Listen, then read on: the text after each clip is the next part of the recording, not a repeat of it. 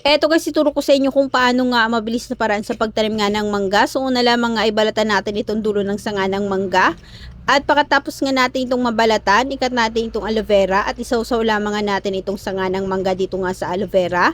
At pagkatapos ikat natin itong saging, ilagay natin itong sanga ng mangga dito sa saging. At ilagay na nga natin ito dito sa lupa at tabunan lamang nga natin ito ng lupa. At pagkatapos diligan natin ng tubig, takpan lamang nga natin at antayin lamang nga natin ito ng 17 days. At after 17 days nga, ayan, ito na nga siya. Subuksan mo na nga natin ito. At ito na nga, diba, subunutin mo na nga natin ito dito sa lupa para makita nga natin kung ano nga ang kinalabasan niya. Ayan, hugasan mo na nga natin ito ng tubig. At ito na nga siya, diba, nagkaroon na nga ito ng ugat at nagkaroon na nga din ito ng dahon. So, bago nga natin ito ilipat ng lupa, maglagay muna nga tayo dito ng saging. At pagkatapos nga, tsaka natin ilagay itong pinatubo nating mangga. Tabunan lamang nga ulit natin yan ng lupa at diligan ng tubig. At pagkatapos nantayin natin ito ng 235 days. At after 235 days nga, ayan diba, so ito na nga ang kanyang bunga.